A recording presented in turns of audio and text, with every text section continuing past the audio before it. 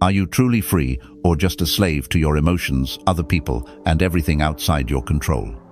Some live in mansions, but are prisoners of envy. Others have nothing, yet walk with unshakable dignity. Epictetus, a man born into slavery, proved that freedom has nothing to do with wealth or status. It comes from your mind, your choices, and how you face adversity.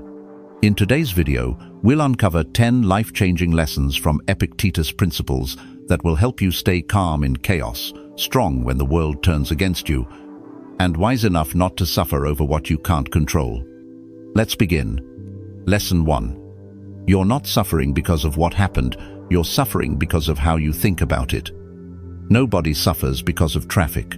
You suffer because you think, why me? Why now? This always happens to me. Nobody truly suffers because someone forgot to call them back. You suffer because you start believing, I must not matter to them. I'm being ignored. Epictetus, the ancient Stoic who once lived as a slave, taught this timeless truth. Men are not disturbed by things, but by the views they take of them. Let that sink in. It's not the breakup, it's the meaning you attach to it. It's not the failure, it's the story you tell yourself about what it says about you. The pain isn't in the event, it's in the interpretation. Every time you feel hurt, anxious, or offended, pause. Ask yourself, what narrative am I adding on top of this situation? Because most of the time the facts are neutral, but we color them with fear, ego, and assumptions. Instead of thinking, she didn't text back because she hates me, stop at, she hasn't replied yet. Instead of, I got rejected, so I'm not good enough, reframe it. This simply wasn't the right fit, and now I know better. This is not delusion, it's discipline. It's choosing clarity over catastrophe, truth over torment. Epictetus called this the ultimate freedom, the power to control our judgment, even when we can't control reality. Because here's the truth, most of our misery isn't caused by the world, it's caused by the endless stories we spin inside our own heads. So the next time something upsets you, remember, the thing itself isn't the problem. Your opinion about the thing is. And you, not the world, not your ex, not the traffic jam, you get to change that opinion. That's your power. That's the Stoic way. Lesson 2. Hardship isn't punishment, it's training for strength. When life backs you into a corner, don't ask, why me?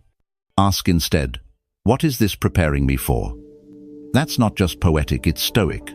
Epictetus, who endured slavery, injury, and exile, didn't see adversity as something to escape. He saw it as something to embrace. To him, life was a gym, a dojo. And every obstacle, every painful situation was your next sparring partner. Life has paired you with a strong sparring partner, he said. How else will you become Olympic class? Think about that. No one grows by lifting feathers. You grow when the weight challenges you. You don't build calluses walking on pillows. You build them walking through fire. And that's the Stoic mindset. Life is not happening to you, it's happening for you. That heartbreak, a lesson in resilience. That setback, a test of patience. That failure, an invitation to level up. The Stoics believed that adversity doesn't weaken the soul, it reveals its depth. The harder the challenge, the stronger you can become if you respond with courage, discipline, and perspective. Let's be honest, we live in a comfort-obsessed culture. The moment things get hard, we look for the exit. We numb, we distract, we blame. But the truth, growth lives on the other side of discomfort. And if you run from struggle, you also run from your own greatness. So what's the mindset shift here? Don't resent life when it gets difficult. Respect it. When life throws you into battle, don't wish for easier fights, train to become a better warrior. And here's the secret. Once you adopt this mindset, pain loses its power over you. It no longer defines you, it refines you. You stop asking, why me? And you start saying, this is my training, I'm ready. That's how warriors are born. That's how inner strength is built. And that's how the Stoic endures, not by escaping the storm, but by becoming the kind of person who can stand in it. This isn't suffering, it's sculpting. And the chisel is life itself. Lesson 3. Your first task in life. Control what you can, let go of what you can't. What if I told you that most of your pain doesn't come from the world, but from fighting battles you were never meant to win? Epictetus once said that the first and most important task in life is this: distinguish between what is in your control and what is not. Simple, right? But not easy. Because most people spend their entire lives trying to control the weather, the moods of others, the outcome of every effort, the way the world sees them, and it drains them. You can't control whether someone loves you back. You can't control the market, the news, or the past. But you can control how you respond. You can control your effort, your values, your character. That's the Stoic line in the sand. Imagine two buckets in front of you, one for things within your control and one for things outside of it. Now ask yourself, where am I pouring my energy? If your peace depends on how others act, you're giving away your power. If your worth is measured by likes, applause, or outcomes, you're setting yourself up for suffering. The truth? Peace begins the moment you stop trying to control the uncontrollable. This isn't about passivity, it's about clarity. It's knowing where your responsibility ends and where life begins. It's showing up fully and letting go of the results. Seneca said, "A wise man is content with his fate, whatever it may be, without wishing for what he cannot have." The Stoic isn't indifferent.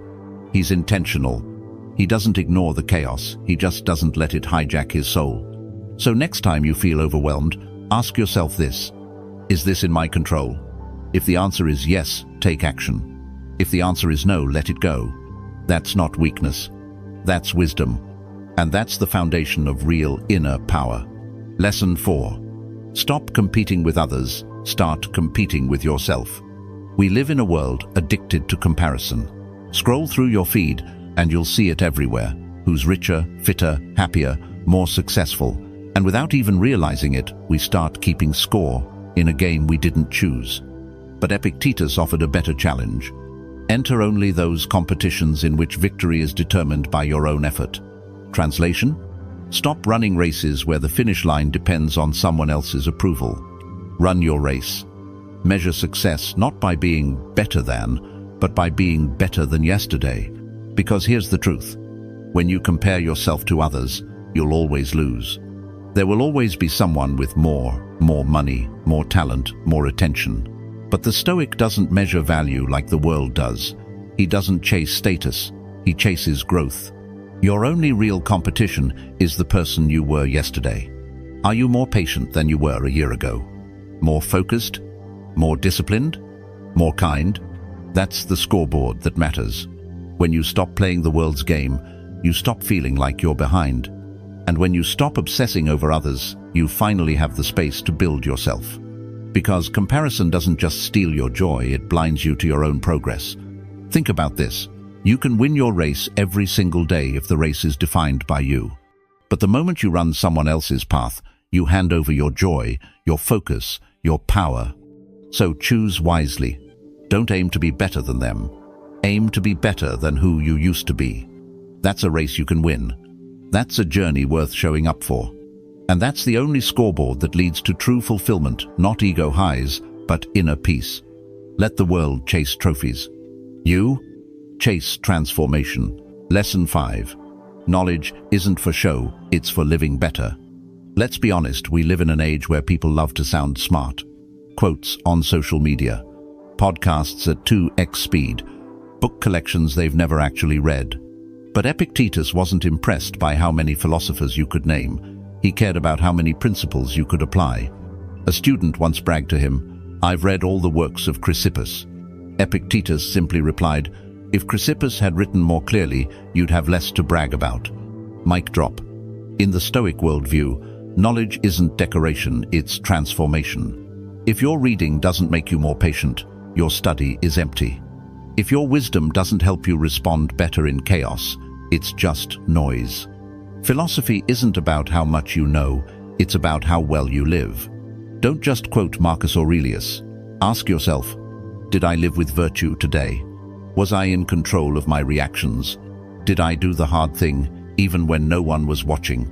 Because in the end, your bookshelf doesn't define you, your behavior does. Think about it. The bravest people aren't always the best educated. The kindest souls aren't always the most articulate. and the wisest actions often come from those who speak the least. Epictetus believed that talk is cheap and action is everything. Don't talk about your philosophy, embody it. So don't chase looking smart, chase being useful. Don't chase recognition, chase alignment. Let your life be the proof that Stoicism works, not your Instagram bio. Because the world doesn't need more intellectuals. It needs more humans who can stay calm in the storm, who choose character over comfort, and who turn ancient wisdom into daily action. Knowledge is potential. Living it, that's power. Lesson 6. Freedom isn't about having more, it's about wanting less. What if the real prison isn't outside of you, but inside your mind? Most people think freedom means having it all. More money, more stuff, more success, more followers. But Epictetus, a man who owned nothing, saw it differently. Wealth consists not in having great possessions, but in having few wants. You are not free if your happiness depends on a number in your bank account. You are not free if you need someone's approval to feel good about yourself. You are not free if you can't go a day without chasing more. Real freedom begins when you stop needing things you can't control. You can be broke and free. You can be rich and still a slave to status, anxiety, and endless comparison. Epictetus saw wealthy men in Nero's court beg for mercy, clinging to their last million like it was oxygen. Meanwhile, he, a crippled former slave, walked with dignity because no one owned his mind. That's Stoic wealth. Think about your own life. What do you really need to feel okay? Do you constantly crave more, or can you pause and feel gratitude for what already is? Because the one who needs less is harder to control, harder to break, and harder to disappoint. They can't be manipulated by fear. They can't be bribed with shiny things. They walk lighter, not because they have everything, but because they carry less. That's not poverty, that's power. And here's the paradox. Once you stop needing more, you actually gain more peace, more clarity, more freedom to choose how you live, not just react to what you lack. So let go of the chase. Detach from the illusion that more will finally make you feel enough. Instead, build a life that doesn't depend on anything external. Build wealth that the world can't take away. Because the richest person in any room is the one who's already content. Lesson 7. It doesn't matter what life throws at you. What matters is how you respond. Life doesn't take requests. It throws what it throws, curveballs, fastballs, sometimes even a punch to the gut. But Epictetus taught us, you don't get to choose the pitch, you only choose your swing. A Stoic is like a skilled ball player, he said. They don't complain about the throw, they catch it and return it the best they can. In other words, life will not always be fair, predictable, or kind. People will disappoint you, plans will fall apart, storms will come, but the Stoic doesn't panic. He plays the ball where it lands. Your power isn't in the throw, it's in your response. You don't control what happened to you, but you control the story you tell about it. You don't control the insult, but you control whether it poisons your peace. You don't control the job loss, but you control whether it becomes your downfall or your turning point. This is the Stoic athlete's mindset. A great boxer doesn't cry about getting hit. They learn how to take the hit and stay standing. A great Stoic doesn't ask for an easier life. They ask for the strength to meet whatever comes. So the next time life surprises you, stop labeling it as good or bad. Start asking, what can I do with this? How can I turn this into strength? Because complaining won't change the throw, but courage will change you. You were not promised a life without hardship, but you were given the tools, your mind, your values, your choices, to face it with grace. So when life throws you something unexpected, catch it. Then throw it back with purpose, with calm, with power. That's the Stoic way. Lesson 8. No role in life can stop you from living with virtue. Most people think, once I get the promotion, then I'll have discipline. Once I make more money, then I'll be generous. Once life calms down, then I'll live with purpose. But Epictetus? He had none of that. No wealth, no status, no freedom. He was literally a slave. Yet he still chose to live with dignity. He still chose philosophy. He still chose virtue. No role is so well suited to philosophy as the one you are in right now. Marcus Aurelius wrote as emperor. Think about that. The most powerful man in the world and a former crippled slave, both saying the same thing. There's no excuse. The time to live with wisdom is now. You don't need the perfect schedule, the ideal conditions, or a drama-free life to practice stoicism. You just need the will. You can live with courage in a dead-end job. You can practice gratitude in a hospital bed. You can choose self-discipline while broke. You can choose compassion after heartbreak. Virtue is not about your situation, it's about your decision. Because if you always wait for the right time to live with character, that time will never come. The Stoic doesn't wait for clarity. He creates it with action, with intention, with integrity. Whatever your role is right now, single parent, struggling student, burned-out employee, grieving son, ambitious builder, this is the role fate handed you. This is the scene you're in. You may not have chosen the script, but you can always choose how you play the part. And when you do it with presence, with poise, and with purpose, you're already walking the Stoic path. Don't wait. Don't stall your character's arc. Start living well from where you are, with what you have. Because your life is the training ground, and your role is enough. Lesson 9. Every situation has two handles. Which one will you grab? Life throws stuff at you. Some of it hurts. Some of it feels unfair. Some of it just flat out sucks. And in those moments, you feel stuck, like you're holding something heavy and you don't know how to carry it. But Epictetus gave us a powerful metaphor. Every situation has two handles, one that will bear weight and one that won't. In other words, every problem gives you a choice. Do you grab it by the handle of anger, blame, resentment? Or do you grab it by the handle of perspective, growth, responsibility? Your brother insults you at dinner. One handle says, "He disrespects me, I'll never forgive him." The other says, "He's struggling and I still have the power to stay composed." You lose your job. One handle says, "I'm a failure." The other says, "This might be the push I needed to do something more meaningful." The Stoic doesn't deny reality, he just chooses the stronger handle. You can't always change the facts, but you can always change your grip, and the grip you choose determines the kind of weight you carry. One will crush you, the other will build you. Think about it. The situation is the same either way. But your story about it, the meaning you attach, that's up to you. That's where your power lives. So next time life hands you a heavy moment, pause. Don't just react. Don't grab the first handle you see. Ask yourself, is there another way to hold this? Is there a handle that brings strength, not suffering? Because your mindset is the leverage. Your perspective is the grip. And that choice, that tiny shift in how you see the problem, can change everything. You can't choose the weight, but you can always choose the handle. Lesson 10. How much longer will you wait to become who you're meant to be? We all do it. We say, "I'll start tomorrow. Next week, I'll change. One day I'll finally be the person I want to be." But Epictetus calls us out. How much longer are you going to wait before you demand the best of yourself? Let that hit you. Because we're not waiting for the right time, we're just avoiding the hard time. We keep thinking we have forever. We don't. We keep acting like we're in rehearsal. We're not. This is the show. This is your life. You don't become disciplined someday. You become disciplined today or not at all. You don't grow into greatness on accident. You train for it. And every day you wait is a day you choose to stay the same. Seneca said, "All fools have this in common. They're always getting ready to live." The Stoic doesn't get ready. He starts, even if it's messy, even if it's small, even if the world isn't watching.